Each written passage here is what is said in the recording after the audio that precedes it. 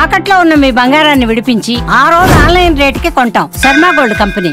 ముందుగా అందరికీ ఉగాది పండుగ శుభాకాంక్షలు. ఈరోజు నాతో పాటు ఎవరున్నారంటే ప్రముఖ కాలభైరవ ఉపాసకులు శ్రీ నాగభైరవ స్వామి గారు ఉన్నారు.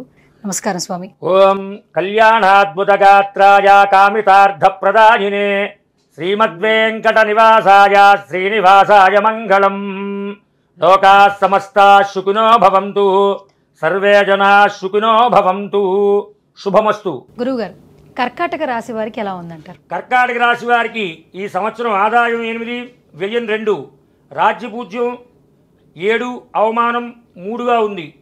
ఈ రాశి స్త్రీ పురుషులకి గత సంవత్సరం కంటే ఈ సంవత్సరం యోగదాయకంగా ఉంటుందని చెప్పవచ్చు. అలాగే కర్కాటక రాశి వారు ఈ సంవత్సరంలో పుణ్యక్షేత్ర దర్శనాలు చేసుకుంటే మీకు చాలా మనస్సు సంతృప్తి అవుతుందని చెప్పి చెప్పవచ్చు.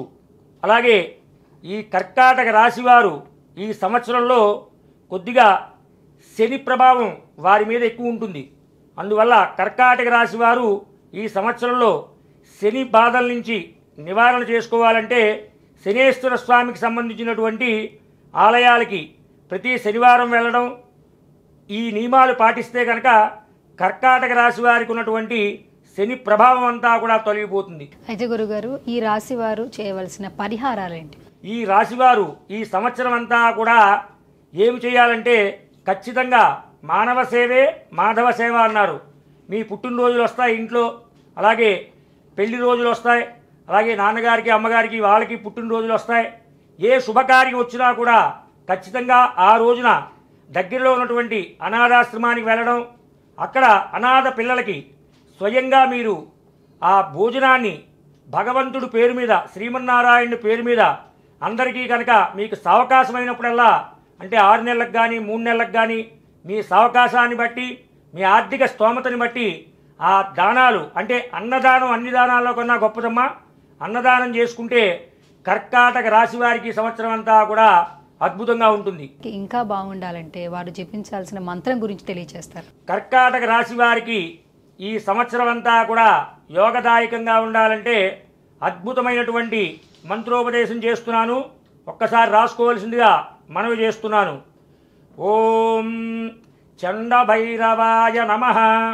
మళ్ళీ చెప్తున్నాను, కర్కాటక రాశి వారికి ఓం చండభైరవాయ నమః అనే మంత్రాన్ని ఉదయం స్నానమైన వెంటనే విభూతి ధారణ చేసుకుని దర్భాసనం మీద కూర్చుని ఇంట్లో దేవుడి కోవిలు ఎదురుగుండా చక్కగా 108 సార్లు నిరాశపడకుండా ఉదయాన్నే జపం చేసుకుంటే మీకు అన్ని విధాలా యోగదాయకంగా ఉంటుంది.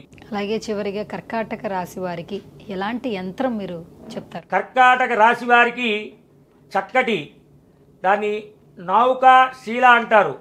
అంటే ఈ పెద్ద పెద్ద నౌకలు ఉంటాయమ్మా, అంటే పెద్ద పెద్ద ఓడలు అంటారు. ఆ ఓడల్ని మనం జాయింట్ చేసినప్పుడు మేకులు ఉంటాయమ్మా పెద్దవి, నౌకా శీల అంటారు. అది మేము జపం చేసి మంత్రజపం రెడీగా పెట్టాము, సిద్ధంగా ఉంచాము. అది మీరు కనుక వరప్రసాదం కింద తీసుకుని మీరు ఎప్పుడైనా కూడా ఏ కార్యసిద్ధికి బయటికి వెళ్ళినా, ముఖ్యమైనటువంటి పనులకి వెళ్ళినప్పుడు ఆ నౌకాశీల మీ దగ్గరే భద్రంగా ఎవరూ చూడకుండా మీ దగ్గరే పెట్టుకుని వెళ్తే కార్యాలన్నీ కూడా తప్పనిసరిగా సిద్ధిస్తాయి. ఇంటికి తెచ్చిన వెంటనే మనకి సింహద్వారం ఉంటుంది. సింహద్వారం పైన ఒక ఎర్రబట్టలో చుట్టి అక్కడ ఇంటికి ద్వారబంధానికి బంధన చేయవలసి ఉంటుంది. ఇలా చేస్తే కర్కాటక రాశి వారికి ఈ సంవత్సరం అంతా కూడా యోగదాయకంగా ఉంటుంది. శుభమస్తు. మీ జాతక పరంగా ఇంకేమైనా ముఖ్యమైన విషయాలు తెలియచేసుకోవాలి అనుకుంటే మాత్రం స్క్రీన్ మీద కనిపిస్తున్న నెంబర్స్కి కాల్ చేయొచ్చు, గురువుగారితో మాట్లాడొచ్చు, ఇంకా మరిన్ని సందేహాలు నివృత్తి చేసుకోవచ్చు.